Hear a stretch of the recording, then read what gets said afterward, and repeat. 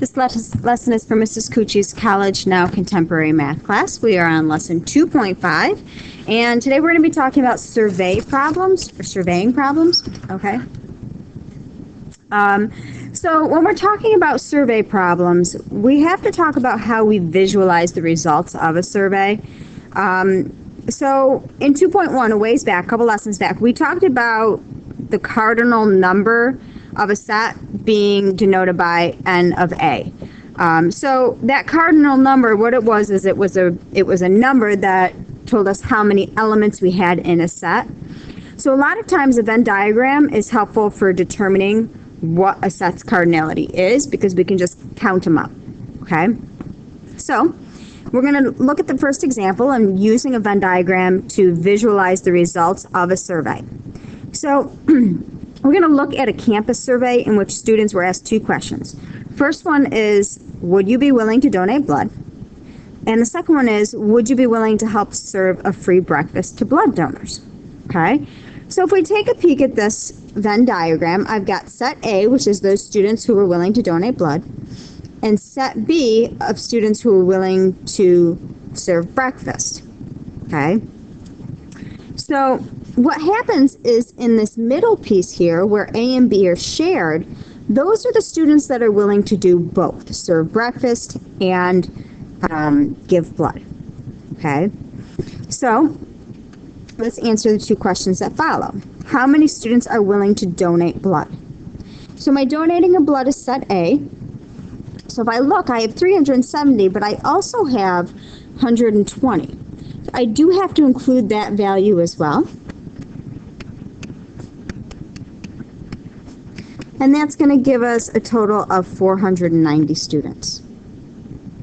Okay. How many students are willing to help serve a free breakfast to blood donors? Again, we're in set B, and I've got 220 plus that shared amount. Oops, I have too many twos in there.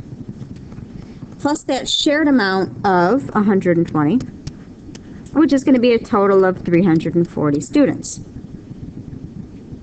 Okay, so it was really pretty simple stuff, right? We're just figuring out how many for each.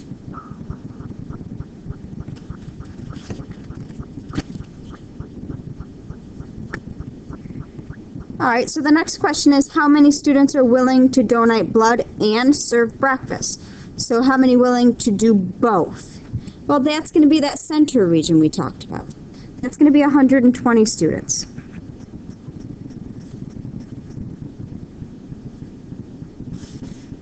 The next question asks how many students are willing to donate blood or serve breakfast. So now that's an important word here. We've got and versus or, right? And means they're willing to do both, or means they're willing to do one or the other. Okay, so for D, the number of students willing to donate blood or serve breakfast, what you have to do is you have to add the numbers in regions 1, 2, and 3. Okay, so I have to put them all together here. I've got 370, and I've got 120, and I have 220. Which is going to give me 710. Therefore, 710 students in the survey are willing to donate blood or serve breakfast. So we're talking about a compilation of all of those students who were surveyed and were willing to do something. Okay, so ors, you're adding them all up. How many students are willing to donate blood but not serve breakfast? Okay, donate blood but not serve breakfast. So, donating blood, we see 220 students over here who are willing to serve breakfast but not donate blood. Okay, not donating blood, because donating blood is over in A. Just to serve breakfast is 220. I'm on the wrong one, aren't I? How many students are willing to donate blood but not serve breakfast? So again, we peek back up here. Set A, 370, because that 120 is part of B. Those are the people serving breakfast. So we're only going to have 370 there. All right, so I hope you were able to pull those apart. look at the next one. How many students are neither willing to donate blood nor serve breakfast? Students who are neither willing to donate blood nor serve breakfast. So we're talking about all of the students who are basically not willing to do anything at all. Okay, we're not willing to serve breakfast, we're not willing to donate blood, so what's left over is what's left in that universal set that hasn't been used. It's that 290. And last but not least, we want to know how many students were surveyed. So we have to add up all of our numbers that are within that universal set.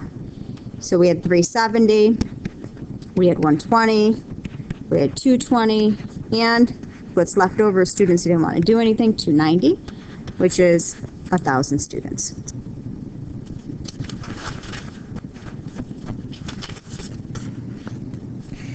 Okay, so how do we solve survey problems? Well, we use the survey's description to define sets and draw a Venn diagram. Then we use the survey results to determine the cardinality for each region, so how many elements or objects are within that region in the Venn diagram. We always start with the intersection of the sets, the innermost regions, the shared regions, and then move outward. Use the completed Venn diagram to answer your problem. All right, so let's talk about surveying people's attitudes. A survey was taken that asks 2,000 randomly selected U.S. and Mexican adults the following question. Do you agree or disagree that the primary cause of poverty is social injustice? The results of the survey show that 1,060 people agree and 400 people disagree. If half of the adults surveyed were Americans, how many Mexicans agreed with this statement? All right, so we have some work to do, right? We have to start building our Venn diagram. So let's talk about what we know. I know that I have two different sets. 1, 2, right? We're going to call this one the U.S. and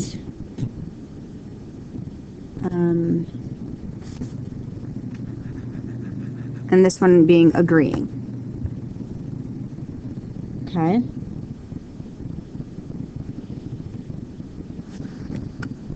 Okay, so the Americans surveyed are going to be in this U.S. circle. We don't need a separate circle for the Mexicans. The group of people outside the circle U.S. are the Mexicans, okay, because they're not in the U.S. We could also kind of look at that by thinking about the set of people who agree with the statement as circle A and who do not need a separate circle are those who disagree. So the group of people outside circle A agree must be the set of people who are disagreeing with the statement. Okay, so if you're not agreeing, you're not in here, you're going to be out here. All right, so now we need to talk about the cardinality for each region. So how many in each region? So we know that there's 2,000 total people. So that's your cardinality for the universal set, for the whole thing. There's 2,000 of us, right? Half the people surveyed are American. They're from the U.S. Okay? The number of people who agree with the statement, so the number that agree was 1,060. Okay? There are 400 Americans who agree with the statement. So what we can say is the number of people from the U.S. who are from the U.S. and agree was 400. So now let's try and pull this all apart. So again, the number of people that agree with the statement and are from the U.S. and, so it's the intersection, right? There's 400 of them in here. Okay. We said that we have 1,000 people in the U.S. who got asked. We know 400 of those people from the U.S. said they agreed. That's going to leave 600 other people, right? Because I have to have 1,000 people from the U.S. total. 600 plus 400 is going to give us 1,000. Okay, so we've got 600 people. We're going to call this section 1, section 2, section 3, and then out here can be section 4, just to give us an idea of where we're going. Okay, so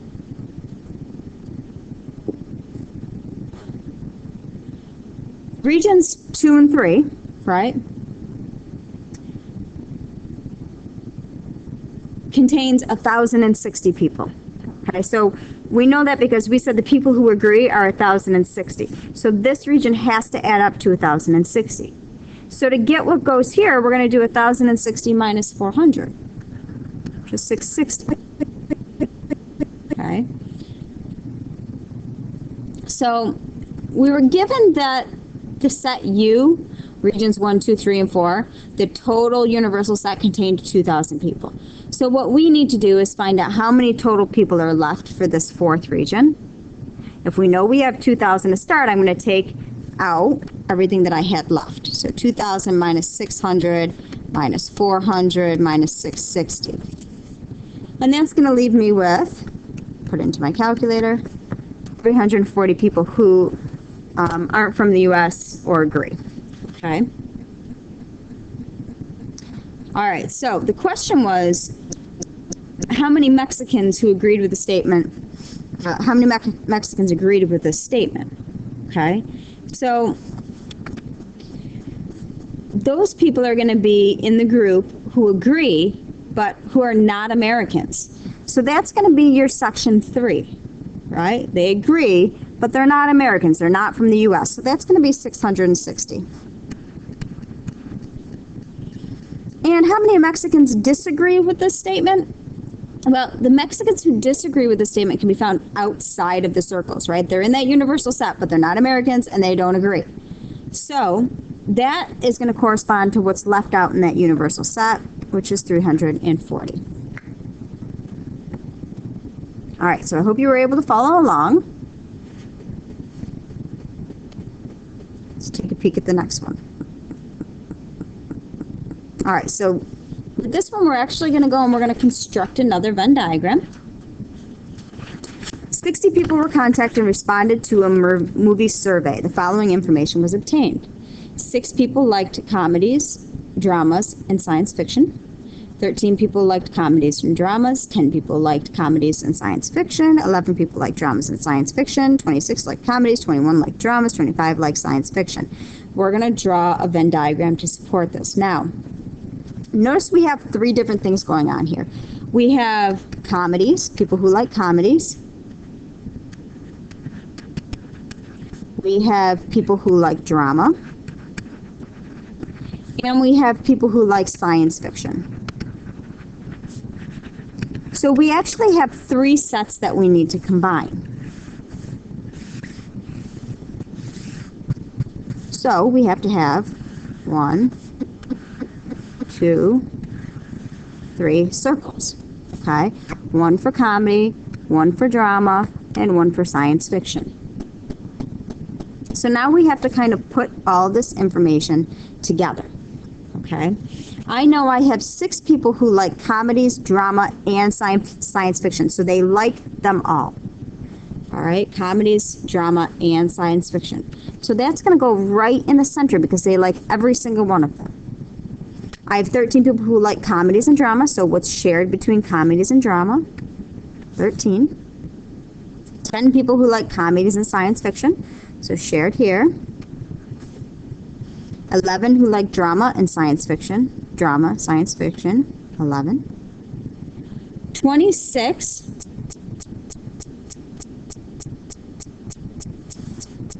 All right, let's back up.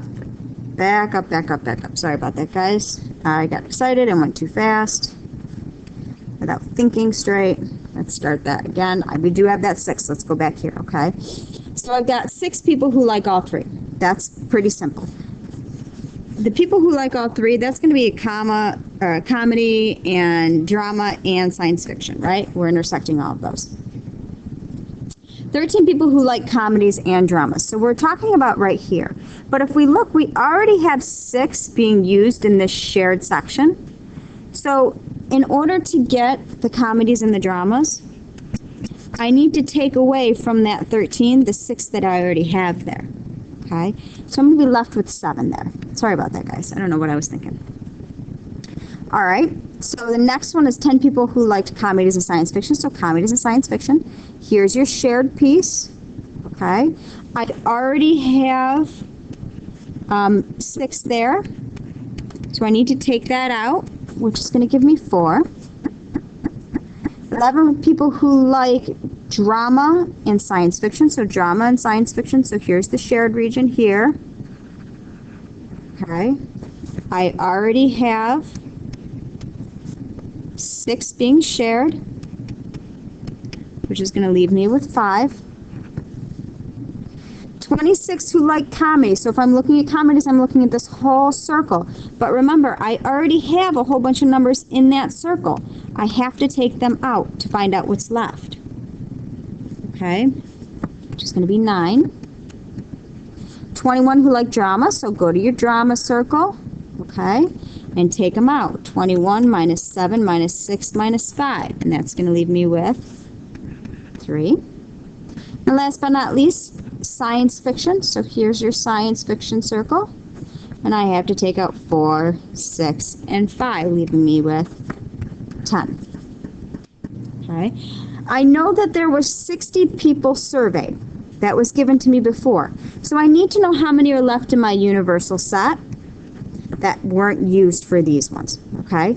So from that 60, I have to take out everything that I have used. 9, 7, 6, 4, 5, 3, and 10. So when I subtract that out, I wind up with a leftover of 16. So 16 people who didn't really care for any of them.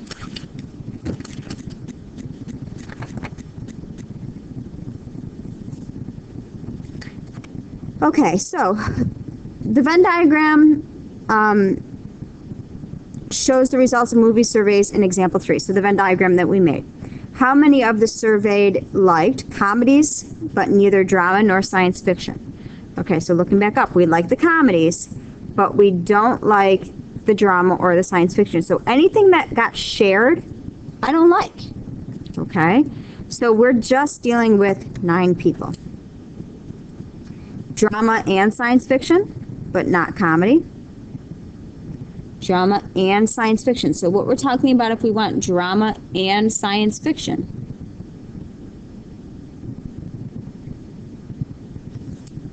So here's your drama and here's your science fiction, but I don't want the comedy in there. Okay, so if I'm looking at my shared pieces, right, I don't want anything from the comedy left over. So we're only talking about 5 people. Drama or science fiction, but not comedies.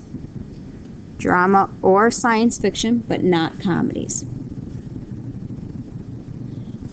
Okay, so what that would look like would be drama or science fiction, but not comedies. So that, right? Remember our little piece there. Oops. Okay. So drama or science fiction, but not comedy. So we're not taking any of this. So what we're doing with an or is we're putting them all together, right? So we've got 3, and we've got 5, and we've got 10. 10 plus 5 is 15, plus 3 is 18. Exactly one movie style. How many people just liked the one? Well, I had 9 people that only liked comedy, 3 that only liked drama, and 10 that only liked science fiction. So I'm going to add those together. 9 plus 3 plus 10. Which is going to give us 22 people. Oops. Sorry about that.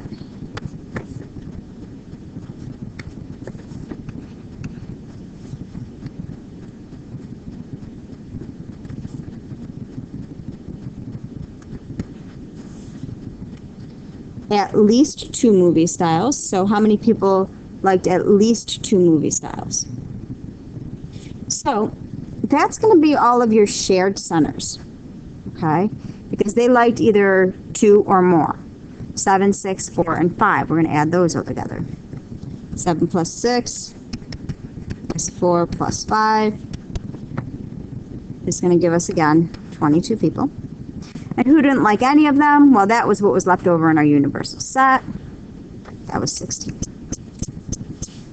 All right, so hopefully you were able to follow along with that. Make sure that you get the practice document done, and I will see you.